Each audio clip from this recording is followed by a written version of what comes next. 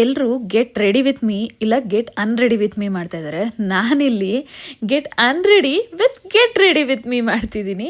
So ಹೌದು, ಬೆಳಗ್ಗೆ ಒಂದು ಆರತಿ ಮುಗೀತು. ಅದಾದಮೇಲೆ ನನಗೆ ಸಿಕ್ಕಿದ್ದು ಜಸ್ಟ್ 20 ಮಿನಿಟ್ಸ್ ರೆಡಿ ಆಗೋದಕ್ಕೆ. ಮತ್ತೊಂದು ಆರತಿಗೆ ನಾನು ರೆಡಿ ಆಗ್ತಿದ್ದೀನಿ. ಇಲ್ಲಿ ಸ್ಕ್ರ್ಯಾಚಿಂದ ಮೇಕಪ್ ಮಾಡ್ಕೊಳ್ಳೋದಾದರೆ ಬೇಗ ಬೇಗ ಮಾಡ್ಕೋಬೋದು ಅಂತ ಅನಿಸುತ್ತೆ.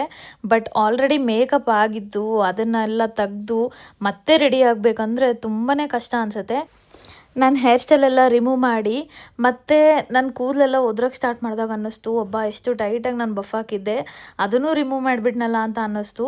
ಬಟ್ ಏನು ಮಾಡೋದಕ್ಕಾಗಲ್ಲ, ಮತ್ತು ಬೇರೆ ಹೇರ್ ಸ್ಟೈಲ್ ಮಾಡ್ಕೊಳ್ಳೋಣ ಅಂತ ಹೇಳಿ ಮತ್ತು ನನ್ನ ಹೇರ್ಸ್ ಎಲ್ಲ ಸ್ಟ್ರೈಟ್ ಮಾಡಿಕೊಂಡು ಫಸ್ಟು ಸೆಕೆಗೆ ಗಂಟು ಹಾಕ್ಬಿಡೋಣ ಅಂತ ಅನ್ನಿಸ್ತಿತ್ತು.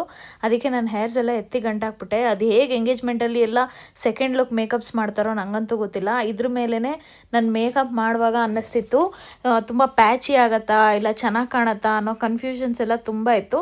ಬಟ್ ನಾನು ಇಲ್ಲಿ ಏನು ಯೂಸ್ ಮಾಡಲಿಲ್ಲ. ಎಲ್ಲೆಲ್ಲಿ ನನಗೆ ಸ್ವೆಟ್ ಆಗಿತ್ತು ಅಲ್ಲಿ ಮಾತ್ರ ನಾನು ಕಾಂಪ್ಯಾಕ್ಟ್ನ ಯೂಸ್ ಮಾಡಿಕೊಂಡು ಕವರ್ ಮಾಡೋಕ್ಕೆ ಸ್ಟಾರ್ಟ್ ಮಾಡಿದೆ. ಆ್ಯಂಡ್ ಫಸ್ಟೇ ನಾನು ನನ್ನ ಕಣ್ಕಪ್ಪನ್ನ ವೈಪ್ ಆಫ್ ಮಾಡಿಬಿಟ್ಟಿದ್ದೆ, ಯಾಕಂದರೆ ಮತ್ತೆ ಕಣ್ಕಪ್ಪು ಎಲ್ಲ ಕಡೆ ಸ್ಪ್ರೆಡ್ ಆಗುತ್ತೇನೋ ಅಂದ್ಕೊಂಡು ಐಲೈನರ್ನ ಮಾತ್ರ ಇಟ್ಕೊಂಡು ನಾನು ಕಾಜಲ್ನ ಫುಲ್ಲು ರಿಮೂವ್ ಮಾಡಿಬಿಟ್ಟಿದ್ದೆ.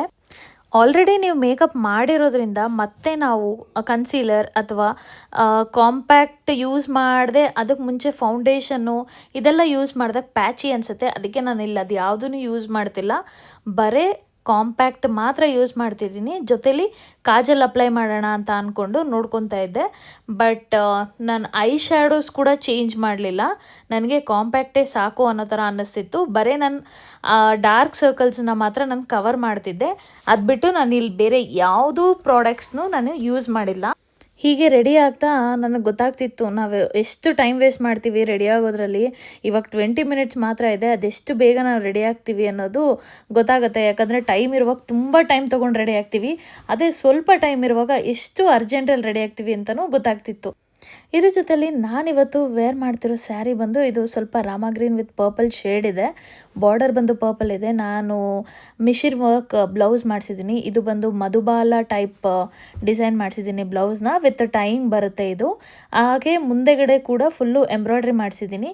ಸ್ಲೀವ್ಸಲ್ಲಿ ಆಲ್ರೆಡಿ ಬಾರ್ಡರ್ ಇರೋದ್ರಿಂದ ನಾನು ಇದಕ್ಕೆ ಯಾವುದೇ ರೀತಿಯ ಎಂಬ್ರಾಯ್ಡ್ರಿ ಮಾಡಿಸಿಲ್ಲ. ಬ್ಯಾಕ್ ಆ್ಯಂಡ್ ಫ್ರಂಟ್ ಮಾತ್ರ ಎಂಬ್ರಾಯ್ಡ್ರಿ ಮಾಡಿಸಿದ್ದೀನಿ. ಹಾಗೆ ಈ ಸ್ಯಾರಿ ನನ್ನ ಹಸ್ಬೆಂಡ್ ಫ್ರೆಂಡು ಅವ್ರ ಮದುವೆಗೆ ನನಗೆ ಗಿಫ್ಟ್ ಮಾಡಿದಂಥ ಸ್ಯಾರಿ. ಇದ್ರ ಜೊತೆಲಿ ನಾನು ಅದಕ್ಕೆ ಮ್ಯಾಚಿಂಗ್ ಆಗಿರೋ ಬಳೆಗಳು ಆಲ್ರೆಡಿ ಇದನ್ನು ಬೆಳಗ್ಗೆ ಹಾಕ್ಕೊಂಡಿದ್ದೆ. ಅದೇ ಬ್ಯಾಂಗಲ್ಗೆ ಪರ್ಪಲ್ನ ಹಾಕಿ ಸಿಲ್ವರ್ ಆ್ಯಂಡ್ ಗೋಲ್ಡ್ ಬ್ಯಾಂಗಲ್ನ ಮಿಕ್ಸ್ ಮಾಡಿ ಹಾಕೋತಾ ಇದ್ದೀನಿ. ಆಲ್ರೆಡಿ ನನಗೆ ಟೈಮ್ ಆಗಿರೋದ್ರಿಂದ ನಾನು ಪ್ರತಿಯೊಂದು ಜ್ಯುವೆಲ್ಸ್ನು ತೋರ್ಸೋಕ್ಕಾಗಿಲ್ಲ ಅಂತ ಹೇಳಿ ಆಲ್ರೆಡಿ ವೇರ್ ಮಾಡಿ ತೋರಿಸ್ಕೊತಾ ಇದ್ದೀನಿ ವಿಡಿಯೋದಲ್ಲಿ. ಆ್ಯಂಡ್ ಇದು ನನ್ನ ಫೈನಲ್ ಲುಕ್ ಆಗಿತ್ತು. ಇದ್ರ ಮಧ್ಯೆ ನಾನು ಬೈತಲೆ ಬೊಟ್ಟನ್ನ ಹಾಕೋದು ಮರ್ತಿದ್ದೆ. ಮತ್ತು ಹುಡುಗಿರ್ ಕನ್ಫ್ಯೂಷನ್ಸ್ ಗೊತ್ತಿದೆಯಲ್ಲ, ಯಾವ್ದು ಚೆನ್ನಾಗಿ ಕಾಣುತ್ತೆ ಯಾವ್ದು ಚೆನ್ನಾಗಿ ಕಾಣಲ್ಲ ಅಂತ ಹೇಳಿ ಎರಡನ್ನೂ ಹಾಕಿ ನೋಡ್ತಿದ್ದೆ. ಫೈನಲಿ ಒಂದೊಂದು ಸೆಲೆಕ್ಟ್ ಮಾಡಿಕೊಂಡೆ. ಅದನ್ನು ಅರ್ಜೆಂಟಲ್ಲಿ ಹಾಕ್ಕೊಂಡು ಹೊರಡೋಣ ಅಂತ ಹೇಳಿ ರೆಡಿ ಮಾಡ್ಕೊತಿದ್ದೆ. ಇದಿಷ್ಟು ನನ್ನ ಫೈನಲ್ ಲುಕ್ ಆಗಿರುತ್ತೆ. ಹೇಗಿದೆ ಅಂತ ಕಮೆಂಟ್ ಮಾಡಿ. ಆ್ಯಂಡ್ ಮೇನ್ ಥಿಂಗ್ ಮರ್ತೋಗಿದ್ದೆ, ಅದೇನೆಂದರೆ ನೋ ಸ್ಪಿನ್.